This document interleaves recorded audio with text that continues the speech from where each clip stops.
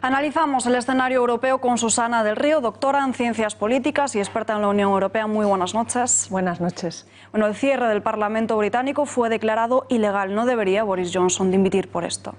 Pues debería dimitir y además Boris Johnson realmente todo lo que ha hecho desde el principio ha sido muy grave, pero lo más grave ha sido intentar callar la voz de los ciudadanos británicos a través de la voz de los representantes de los ciudadanos británicos en el Parlamento. La soberanía parlamentaria ha hecho mucho daño a la democracia británica.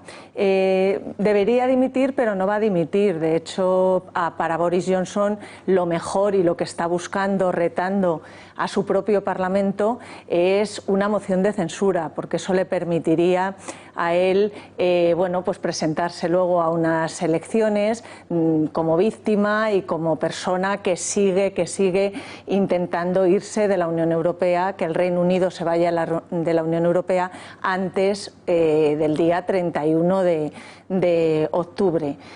Boris Johnson busca eso y el Parlamento pues tiene ahora mucho poder porque se lo ha dado el Tribunal Supremo y le ha reconocido que es un Parlamento soberano, democrático y que los representantes de los ciudadanos, la democracia representativa, está por encima de todo.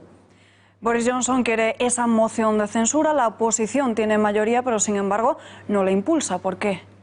Pues por eso, pues porque saben que él lo que quiere, lo que está buscando es retar a su propio Parlamento para que haya esa moción de censura y él ser de alguna forma, en su forma de ver las cosas, bastante alocada y desde luego con ningún tipo de coherencia política ni ética política, él busca eso para decir: yo he seguido luchando por esta salida del Reino Unido antes del 31 de octubre. El Parlamento no quiere eso, el Parlamento quiere que él se vea obligado a pedir la prórroga que permita que el Reino Unido se vaya de la Unión Europea, si es que se va, pero con el acuerdo de salida y no con el peligro abismal que representa para el Reino Unido primero y luego también para todos, incluida por supuesto muchísimo la Unión Europea, una salida abrupta sin acuerdo. Y bueno, está ahí también por supuesto el tema tan preocupante de las dos Irlandas. Mencionaba antes ese deseo de Boris Johnson de acudir a unas nuevas elecciones. ¿Por qué está tan empeñado? ¿Reforzaría eso su situación?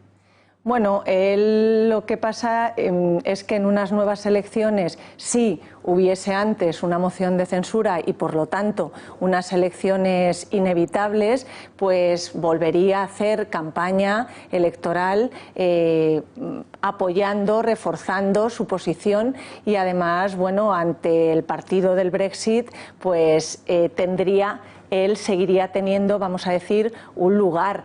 El coste político no sería tan elevado si hay una moción de censura o si dimite. El coste político para Boris Johnson es muy elevado si pide la prórroga y el Reino Unido o bien no se va de la Unión Europea o si se va con un acuerdo de salida firmado, planteado, conseguido con la Unión Europea. El Parlamento británico a su vez está dolido. El Parlamento británico se siente dolido y ahora se siente, como debe ser, respaldado y reforzado por la sentencia del Tribunal Supremo, con lo cual el Parlamento británico quiere que ese coste político por haber hecho las cosas tan mal en contra de la democracia británica, en contra también de la democracia supranacional europea, en contra de la legitimidad democrática, por un fin propio, por un interés propio, pues bueno, él mintió. Él lo que quería realmente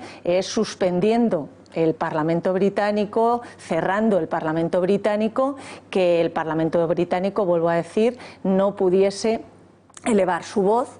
Y por otro lado, lo que él quería fundamentalmente es que se alargase esa suspensión del Parlamento, en vez de, pues no sé, unos días, tal, pues semanas y semanas, para que no hubiese tiempo de que el Parlamento parase lo que él quiere hacer, lo que quería hacer, que era callar la voz, vuelvo a repetir, de los diputados.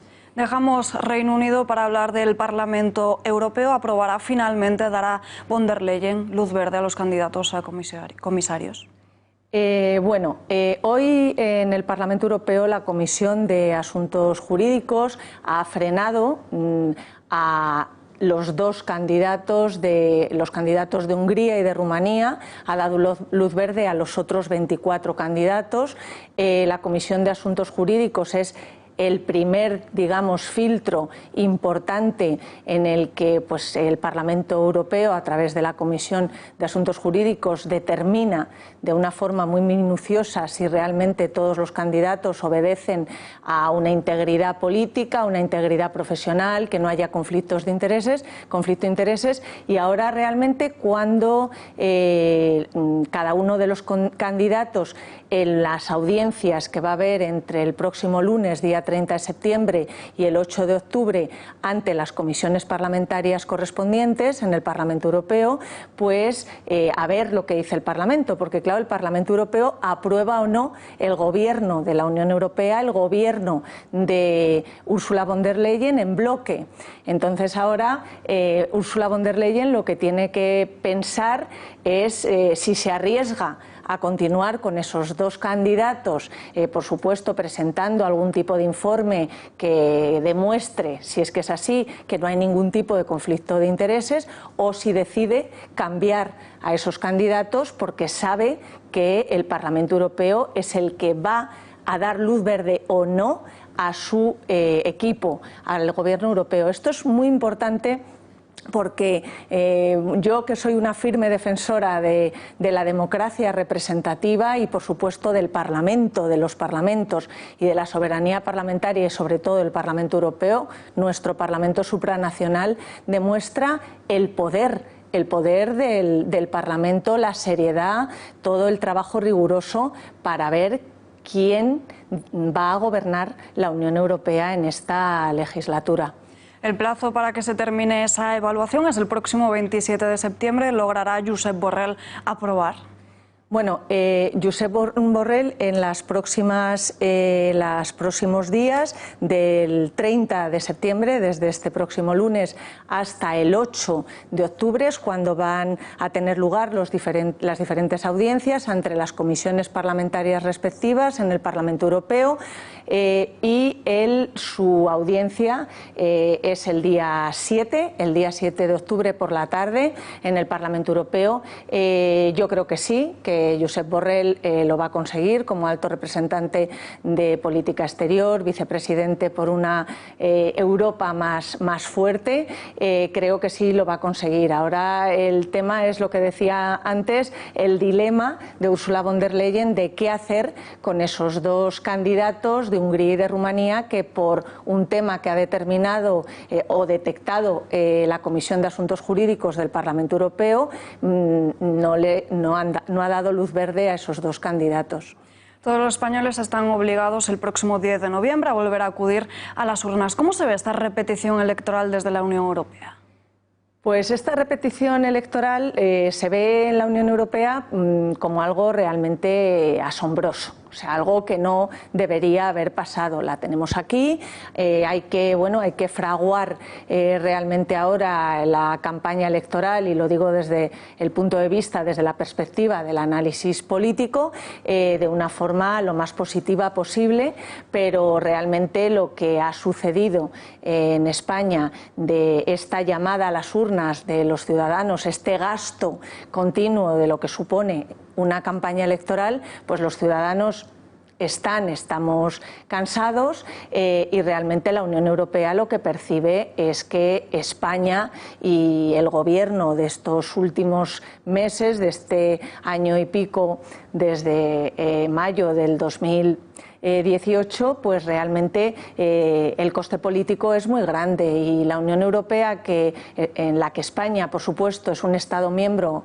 importante, y en el que tenemos además todo el problema del independentismo catalán que no cesa y que hay que estar vigilantes, el peligro de los populismos, de los nacionalismos y de todo lo que significa desvertebrar lo que que es lo que quieren, ¿no? Un Estado miembro de la UE, cuando la Unión Europea es la suma de las constituciones de los Estados miembros, pues se ve con preocupación. Usted dirige la Convención Futuro de Europa. ¿En qué consiste? No, la Convención sobre el Futuro de Europa es un grupo de trabajo que hemos puesto en marcha en la Fundación para la Innovación, para la Investigación del Derecho y la Empresa.